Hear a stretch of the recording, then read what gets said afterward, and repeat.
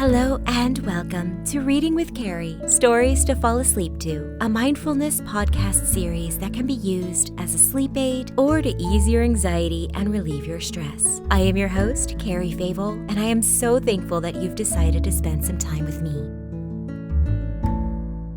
So, I actually recorded this to be episode 3 and I finalized it and everything, but for some reason I didn't schedule it to ever post. So this is out of order alphabetically, but it still works. I've also opened up this podcast to accepting sponsors and sponsorships. So we will see how that works. I'm using Buzzsprout, so they might insert an ad. I don't know how that's going to work out. This is still a very small podcast. I just kind of wanted to see, how things go. So let me know if it is too distracting, and we'll try to figure something out. But continuing on, today's zodiac sign is Taurus, and their symbol is the bull. So Tauruses are born between April 21st through May 20th. They are grounded, sturdy, and desire social and corporate stability. Taurus are also interested in the beauty of the natural world, but they do enjoy extravagance as well. They tend to be prone to anger. Our story for today has a lot of beautiful imagery, which I feel could certainly symbolize the Taurus, but if nothing else, it's an entertaining story about a bull. Today's validation space comes from mentalhealth.gov. The myth is, I can't do anything for a person with a mental health problem. The actual fact is, friends and loved ones can make a big difference. In 2020, only 20% of adults received any mental health treatment in that past year, which included 10% who received counseling or therapy from a professional. Friends and family can be important influences to help someone get the treatment and services they need by reaching out and letting them know you are available to help, helping them access mental health services, learning and sharing the facts about mental health, especially if you hear something that isn't true, treating them with respect just as you would anyone else, and refusing to define them by their diagnosis or using labels such as crazy. This myth directly connects with this podcast and my mission to normalize talking about mental health issues and supporting those who need professional help. But I'm trying to keep this validation space short, so we will move on. And before we begin, let's start with a brief mindfulness exercise. Close your eyes and take a posture that is relaxed, taking care to keep your back and neck in alignment.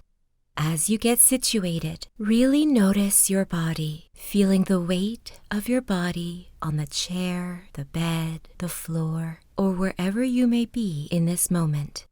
Notice the position of your feet and any sensations you can feel with them. Locate your legs and the blunt pressure on whatever seat you are on. Feel any sensations in your arms and make sure your shoulders are soft. Where are your hands resting? What are they feeling? Acknowledge any tension that you feel in your muscles and allow your body to express itself, being present in the moment.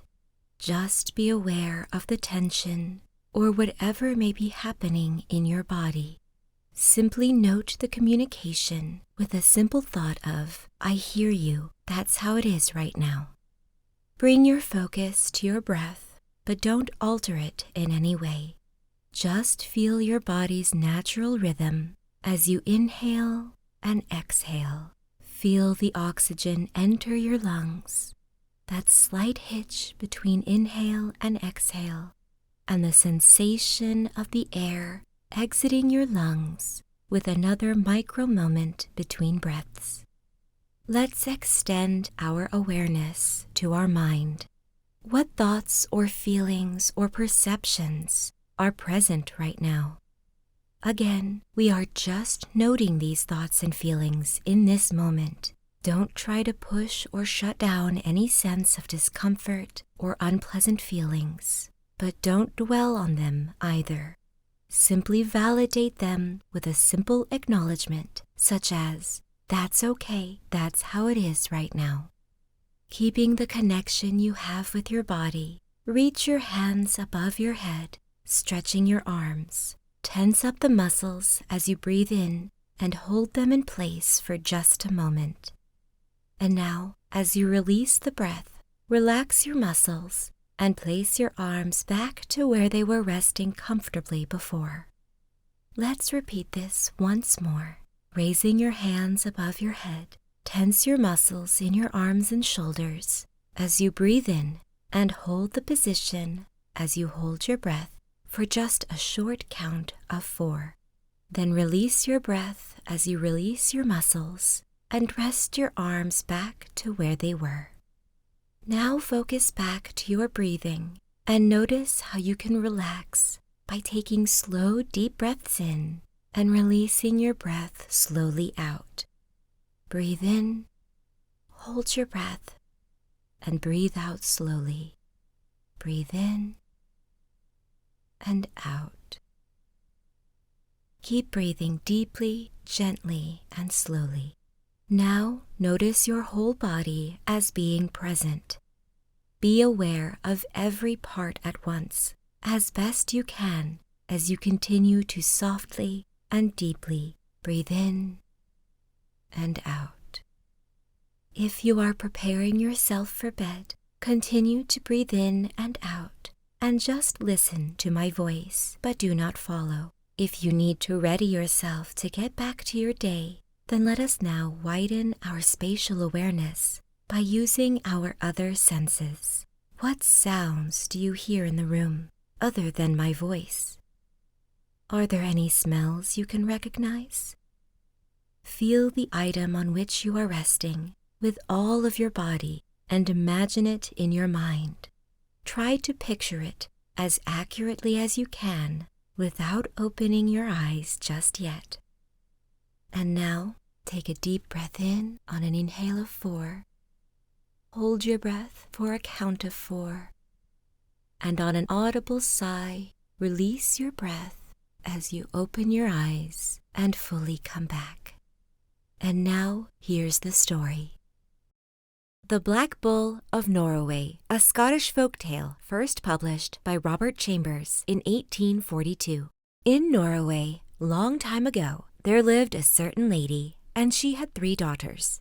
The oldest of them said to her, "Mother, bake me a bannock and roast me a collop, for I am going away to seek my fortune." Her mother did so, and the daughter went away to an old witch washerwife and told her purpose. The old wife bade her stay that day and look out of her back door and see what she could see. She saw naught the first day. The second day she did the same and saw naught. On the third day she looked again and saw a coach and 6 coming along the road. She ran in and told the old wife what she saw. "Well," quoth the old woman, "yon's for you." So they took her into the coach and galloped off.